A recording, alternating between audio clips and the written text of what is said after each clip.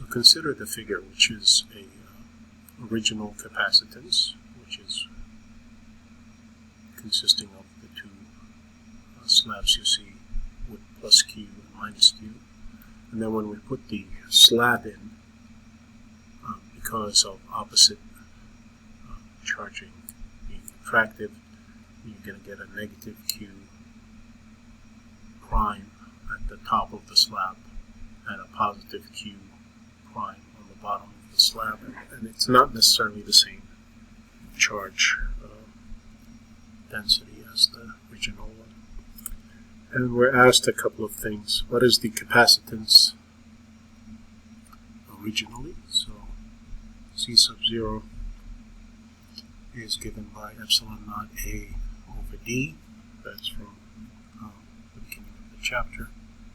So this is 8.85 times 10 to the minus 12 farad per meter times the area, which is given as 115 centimeters. So that's 10 to the minus 4 meters squared all over the separation, which is 1.24 times 10 to the minus 2 meters. And if we do all of this, we get about 8.21 times 10 to the negative 12 farads, or 8.21 picofarad.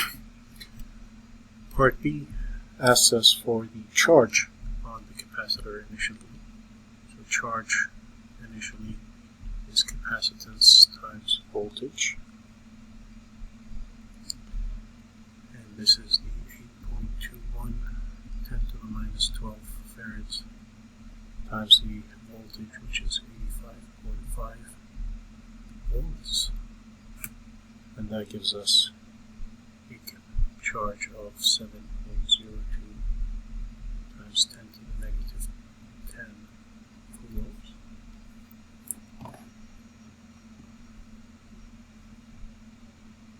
Part C asks for the electric field between the gaps, so we can use Gauss's law, right? And we can say that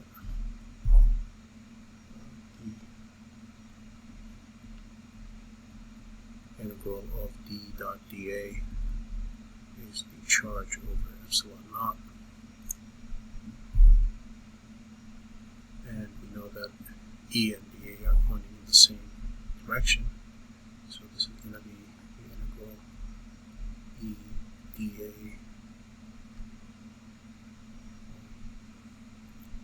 and let's put initially here for the electric field equals Q over epsilon naught. And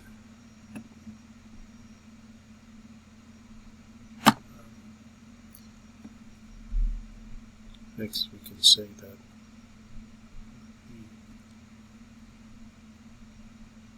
the electric field initially is going to be E times epsilon naught times the integral of dA equals Q.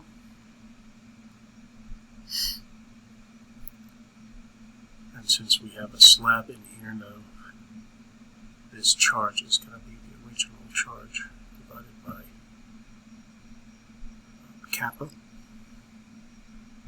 Because if you think of our Gaussians of being either this one or this one, then there's going to be a change in the charge once the slab is in. So this means, notice that the integral of dA is just going to give us A, so we have epsilon naught electric field times the area equals the charge over the slab constant, which means that the electric field is going to be charge over epsilon naught A. Okay. If we plug in these values, we get a 7.02 times 10 to the minus 10 coulomb. Epsilon naught is equal to 5 times 10 to the negative 12 farad per meter. A is the 115 times 10 to the minus 4 meter squared. And K, if we consider no slab, it would be, because that's where the original electric field would be, no slab, so that would be 1. And this gives us about 6,900 volts per meter.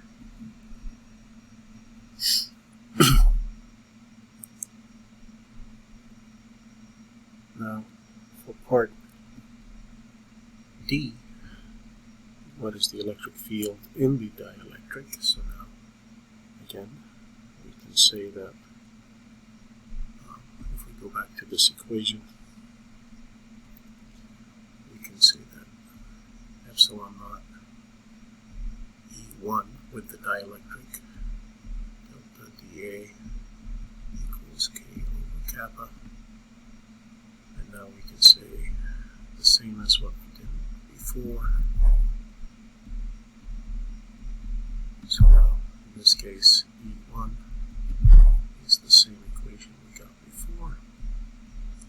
But now kappa for the dielectric is no longer 1. But notice that if we look at, since kappa is 1 here, the charge over epsilon naught A, charge over epsilon A, is just this value.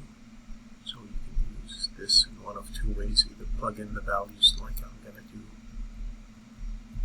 or use the result from before, because Q over epsilon naught A is this 6,900 volt per meter. But let's go ahead and plug in the values. Exactly the same answer, so there's no worry about which one to use. They're both correct. But now the slab has a constant of 2.61. And if we do this, we notice that there is a change. And now this becomes 2640 volts per meter. So there's a considerable decrease in the amount of the electric field when we put the slab. Part B says find the potential difference between the plates after the slab is introduced. So we can say B equals the integral from initial to final of the electric field times a small distance. And if we look at after the slab is put, if we look at the slab, then we have in between here, that is D minus B, is the free spots. So this is going to be the initial electric field times D minus B plus the final electric field within the slab, which is that, times the thickness of the slab is B, if you recall. And now, if we plug in these values, we have 6,900 volt per meter times 0.0124 meters minus 0.0078 meters plus 2640 volt per meter times 0.0078 meters, or 52.3 volts. So notice a considerable decrease in voltage from 85.5 to 52.3. The last question is asking what is the capacitance within the slab, with the slab in place between the capacitor. So C final is Q over B final. So this is 7.02 times 10 to the negative 10 coulombs over 52.3 volts, which is 1.34 times 10 to the negative 11 farad.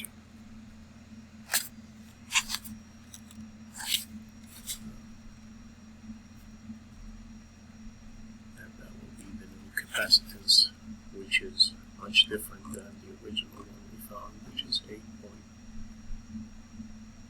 8.21 picofarad. This is bigger, obviously. So hopefully these examples will give you some idea of what